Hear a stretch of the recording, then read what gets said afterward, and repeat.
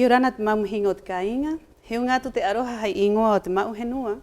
Ki te waha nei he wahara o Ioraua, te ingoa hauha a tupuna. I roto tātou ka aamuena o runge tātou ono tupuna. Iorana comunidad, queremos enviarles un grato saludo de parte de la comunidad indígena Mau Henua a este su primer programa de Hauja a Tupuna. Un programa donde vamos a conversar, conocer, enriquecernos un poco más con las historias y nuestro patrimonio cultural. Este día, hoy, para ser nuestro primer día, vamos a iniciar este programa con un invitado muy especial, Cristian Moreno. Iorana, Cristian, bienvenido. Gracias. Eres un historiador Rapa Nui, conoces mucho sobre historia, leyendas. Sí. Estamos aprendiendo siempre y trabajando, investigando permanentemente para tratar de transmitir todo esto a la mayor cantidad de gente posible. Esa es la idea. Hoy en día hay un tema que suena mucho en las redes sociales y a nivel internacional, que es el Moai Ho'ahakananai'a. Sí. Cuéntanos un poco más sobre el Moai Ho'ahakananai'a, Cristian, origen, la situación de hoy en día. Bueno, el Moai Ho'ahakananai'a era el Moai más importante en Rapa Nui en el momento en el que fue sustraído. Eso ya inmediatamente es algo muy fuerte y muy que da para pensar mucho. En 1868, cuando el Moai se saca, había sido muy recientemente usado para rituales de Pokimanu y durante el Coromanu, la competencia del hombre pájaro, en 1867, que fue el último año, el año de la última competencia que se hizo aquí. Entonces, es una estatua que es probablemente la última estatua de la isla, el último Moai, el último Arin ahora, que tuvo una función ritual. No era quizás la misma función ritual o ceremonial que tenía hace, 400 años atrás, pero tenía una función ritual diferente en la época del Coromanu durante todo el siglo XIX. Así que es un Moai que es de un valor patrimonial extraordinario y bueno, estamos ahora con todo esto que se ve en las redes sociales de si lo traemos de vuelta o no, ¿sí? Y yo creo, y sorprendentemente veo que hay como un consenso dentro de la comunidad de que sí quiere la gran mayoría que el Moai vuelva aquí a Rapa Nui. Como también hay mucha gente que tampoco no está muy de acuerdo porque él representaría, o sea, sería como un embajador de nosotros, del pueblo Rapa Nui, afuera. Sí, bueno, ese es un argumento que se escucha mucho en el continente. Acá en la isla un poquito también, pero un embajador no tiene por qué ser un Moai que tenga una función espiritual para nosotros. Un embajador puede ser un Moai hecho hoy en día por nuestros grandes escultores locales que tenemos en este momento. Yo creo que el valor del Ho'ahakananai'a está también en su larga historia, ¿sí? Es un Moai Arin ahora, por su forma y por su aspecto, claramente tuvo una función similar al del resto de los Moai, que la mayoría de la gente conoce, de Erano Raraku, los Moai que se fabricaron allá y que se erigieron sobre las plataformas ceremoniales. El Ho'ahakananai'a estuvo erguido en algún momento sobre un ajo, representaba a un ancestro, o sea, manifestaba la presencia espiritual de un ancestro. Frente a la gente, a su pueblo, a sus descendientes, a su mata, ¿sí? Tenía en algún momento probablemente estos ojos de coral que le permitían despertar esta conciencia espiritual, ¿sí? Y en base a esto, claro, uno ve que hay una serie de cambios que se van dando con el paso del tiempo. El Ho'ahakananai'a en algún momento pierde esa función, el Ho'ahakananai'a en algún momento cae de su altar boca abajo. Y en ese momento es cuando recibe estos diseños en la parte posterior, en la espalda, de hombres pájaros, de distintas figuras, todo relacionado con el Coromanu, con el culto a las aves marinas migratorias. Y el proceso es bastante interesante, esta transformación que se le va dando cuando originalmente cuando se hace el frente era lo más importante, ¿sí? Porque tenía que mirar hacia su gente. Pero posteriormente su espalda lo más importante. Cuando ya se le hacen los diseños y se pintan los diseños y todo, y cumple esta segunda función relacionada con los ritos del Pokimanu y del Coromanu, cambia completamente. Y ahí se le construye esta casa encima, esta protección para resguardarlo. Así que esa larguísima historia, bueno, ahora incluye un viaje, un periplo por Europa, ¿sí? En barco, recorrió 13.000 y tantos kilómetros, y después vuelve, esperemos, para que este periplo por Europa haya sido solamente un paso más dentro de la larguísima historia de este Moai, pero es hora ya de que vuelva con lo suyo. Antes de que el Moai Ho'ahakananai'a fuera sustraído de Oro, ¿no? Había otro Moai que fue encontrado en las cercanías, en las laderas por allá por Mataveri, Sí. Moai Java. Sí. Creo que esos dos Moai fueron juntos, fueron sustraídos el mismo día, fueron llevados en el mismo barco, en la misma fragata Topaze. Sí. Bueno, originalmente los ingleses hacen, en 1868, cuando llega la fragata Topaz, entran y hacen una excursión por distintas zonas de la isla. Tenían el favor del Consejo de Estado Rapa Nui, o sea, no Rapa Nui, colonial que había en esa época. Es un Consejo de Estado colonial que tenía como sus grandes cabecillas al padre Russell, al colono francés Dutroux-Bornier y al padre Gaspard Zumbom, las figuras que decidieron a organizar Claro. este Consejo de Estado para validar entre sí las compras de tierras que ellos hacían, compras entre comillas, de las tierras de los Rapa Nui. Entonces se firmaban entre ellos las compras de tierra y se empezaron a tratar de adueñar de todo el territorio de la isla de esa manera. Y ellos se veían a sí mismos como civilizadores del pueblo Rapa Nui, etcétera, etcétera, lo que, bueno, obviamente para nosotros hoy es un poco absurdo. Entonces, este Consejo de Estado sube, acompañado por varios jefes Rapa Nui que todavía no perdían su prestigio completamente, a la fragata Topaz. Entonces, dentro de este barco, Dutroux-Bornier recibe madera para reparar su barco que había naufragado en Hangapico. Los misioneros reciben ropas y regalos para repartir a los Rapa Nui y Claro. así aumentar su influencia. Y por eso ellos tienen que pagarle de vuelta a los ingleses. Y después de hacer este recorrido que incluyó Orano Raraku, incluyó distintas zonas de la isla, los ingleses se dan cuenta de que hay mucho valor patrimonial en estos moai, que son una cosa extraordinaria. Entonces empiezan a buscar alguno que se puedan llevar. Y dentro de esta búsqueda llegan a Mataveri, a la región de Moe Java, donde está este moai que se llama Java y que tiene un gemelo que está en Tema Navai, subiendo a Orongo en la curva. Un moai que se hizo famoso porque Porque lo ya, tocó un personaje muy nefasto de la televisión chilena. Bueno, y el Moai Java estaba en una zona, no estaba en un ajo, estaba de pie, estaba erguido ahí, pero no en un ajo. Probablemente también estaba siendo reutilizado. Y la gente de la isla le decía a John Linton Palmer de que estaba lleno de tumbas alrededor. Estaba lleno de entierros ahí en la cercanía, aunque él no vio ninguna. Entonces, bueno, ahí podría... Bueno, lamentablemente esa zona fue arrasada cuando se construyó el aeropuerto. Entonces, bueno, se Claro. aplanó, se alteró ese lugar. Si traemos de vuelta el Moai Java, no podría volver a su lugar. Tendríamos claro. que tenerlo en otro lugar. Igual yo quiero que vuelva, pero bueno, ese es otro tema. Entonces, el Moai Java fue el primer Moai que sacan los ingleses muy rápidamente. Ven un Moai de tamaño, es de basalto, estaba bien conservado, y era un Moai de un tamaño transportable para ellos. Y los misioneros, bueno, empiezan a conminar a los Rapa Nui a que le ayuden a los ingleses a llevarse ese objeto pagano. Imagínate, todavía estaba de pie ahí en Mataveri. Y los misioneros castigaban el paganismo muy fuertemente, espiritual, de un punto de vista claro, espiritual y de meter miedo y todo eso. Y ya estaban un poco alterados los misioneros porque habían encontrado otra estatua de pie erguida en Vinapú, que es este Moai rojo con dos cabezas, que las cabezas ya no están. Entonces, hay un recorrido bien interesante por esa zona. Los Rapa Nui, en ese momento ya, bueno, que se lleven ese, será. Pero empieza a haber ciertas rencillas internas. Y la llegada de estos extranjeros, digamos que revolucionó a dos grupos distintos.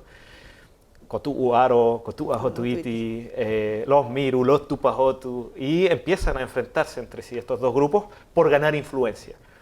Y ahí es cuando aparece la figura señera de Torometi. Y Torometi es el que le revela a Dutroux-Bornier, porque eran aliados de aquí en la isla, donde se encontraba un Moai mucho más valioso que el Moai Java. Y es el Hohak Nanaya. Entonces, unos días después, Dutroux-Bornier va y le cuenta a la gente del Topaz, al almirante Powell, que estaba este Moai dentro de una casa en Orongo. Y ahí van a explorar Orongo y revisan casa por casa hasta que encuentran la casa que tenía en su interior al Hohak Nanaya. Taurarenga. Taurarenga, exactamente. Y ahí encuentran al Moai semi-enterrado, pintado en la espalda con kiea, bueno, blanco, rojo, Sí. tenía dos tonos distintos y la espalda daba hacia la entrada de la casa. Entonces la gente cuando entra lo que ve es la espalda y los diseños de la espalda. Y ahí tienen que desarmar esa casa completamente para llevarse el Moai. Torometi estaba un poco picado, digamos, porque había perdido la última competencia al Tangata Manu. Su clan había perdido la última competencia al Tangata Manu y no le fue muy bien como consecuencia de esa derrota, ¿sí? Además Torometi, bueno, tenía su actitud de jefe, por supuesto, era un jefe, era un Tangata Honui de su época. Pero está esta rencilla, está este problema. Entonces, de picado un poco, dice que se lleven ese Moai entonces. Y ahí es cuando se produce el transporte con 60 tripulantes del Topaz y alrededor de 200 Rapa Nui, que se ven también un poco espiritualmente forzados a transportar los Moai. Siempre con el miedo de, a ver, están muy apegados a ese objeto pagano. Claro. Que se lo lleven. Y muchos Rapa Nui colaboran en el transporte del Moai, pero reflejan su dolor después de ese transporte posteriormente. Eso se nota en los tatuajes de un hombre llamado Tepano, que en 1884 en Tahiti lo encuentra un etnógrafo sueco, Hjalmar Stolpe. Lo dibuja, bueno, le saca unas fotos porque tenía tatuaje. Era el último hombre Rapa Nui que tenía tatuaje facial completo. Le saca unas fotos, pero en las fotos no se ve bien el tatuaje porque tenían poco contraste, eran cámaras muy antiguas de esa época. No lograron verse bien, resaltar los diseños. Entonces él hace un dibujo de este hombre llamado Tepano. Y este hombre llamado Tepano tenía un tatuaje también en el antebrazo que mostraba el transporte del Hoa Hakananaia y cómo se lo habían llevado varios años antes, 16 años antes de esto. Entonces en esa fotografía aparece gente de Rapa Nui y gente ingleses llevándose el Moai y aparece una persona como con una fusta, con un látigo, así como casi forzando a la gente a llevarse el Hoa Hakananaia. Y por otra parte está el testimonio de Catherine Routledge, que en 1914 decía que su colaboradora, Veriamo Ahuki, había hecho canciones, claro. Había hecho canciones y recordaba canciones. Anécdotas del traslado del Moai. Exactamente, tenía esa historia y recordaba también la melodía que los ingleses cantaban cuando se estaban llevando el Hoa Hakananaia. Entonces, por una parte es eso y por otra parte que los Rapa Nui hicieron canciones y, tercera parte, el nombre. Ese Moai no se llamaba originalmente Hoa Hakananaia. Ese nombre se le puso al Moai cuando se lo empezaron a llevar y lo sacaron de Orongo. ¿Ya? Es un nombre críptico, con el Rapa Nui contemporáneo, moderno, es difícil un poco traducirlo. Pero es un nombre críptico porque no podía ser obvio. No podía ponérsele un nombre que significara obviamente amigo robado porque los misioneros y los catequistas polinésicos que estaban acá ya manejaban algo del Rapa Nui. Entonces no podían ponerle un nombre tan obvio de amigo robado. Entonces le ponen este nombre críptico que disfraza un poco los términos, claro. Pero que los Rapa Nui sabían. Hoa Hakananaia significa amigo robado. Entonces de ahí viene un poco la confusión por el nombre y que por qué tanta gente lo ha traducido mal con el paso del tiempo. Porque a propósito los Rapa Nui le pusieron así para que los misioneros no detectaran que a ellos les dolía que se habían llevado ese Moai a Inglaterra. Hay muchas versiones de, por ejemplo, de cómo fue la sustracción del Moai hacia afuera. Por ejemplo, se escucha mucho el tema de que ese Moai fue cambiado por una frazada. Otros dicen que fue también intercambiado por un sombrero. Ahora bien, antiguamente se confiaba mucho se creía mucho en la palabra. La palabra tenía su valor, tenía su peso. Hoy en día, si tú no tienes documento en mano, lamentablemente, el papel, todo con papel. Antiguamente existía el respeto de la palabra. Yo también, en aquellos años, escuché también una versión así de lo que yo me puedo acordar sobre el Moai Hoa Hakananaia, donde la persona, en este caso Torometi, cuando llega el Comodoro, Powell, le ofrece a él una frazada y un sombrero, mira lo que estamos hablando. Entonces, él acepta eso, pero con la condición de que él le dijo, yo lo llevo y después lo traigo de vuelta, quiero que lo conozcan allá donde yo vivo y después lo traigo de vuelta. Esa fue una versión que me he manejado toda la vida con esa misma versión, pues al final obviamente el Moai llegó para allá y nunca más volvió. Sí, claro. Ahora bien, eso era un regalo, bueno, se lo hicieron de regalo a la reina, después pasó al museo, ella lo entregó a un museo que después de bombardeos de los alemanes en Londres pasó a guardarse más como 20 años y después ahí lo sacaron y lo pararon en la entrada del British Museum, ahora. Sí.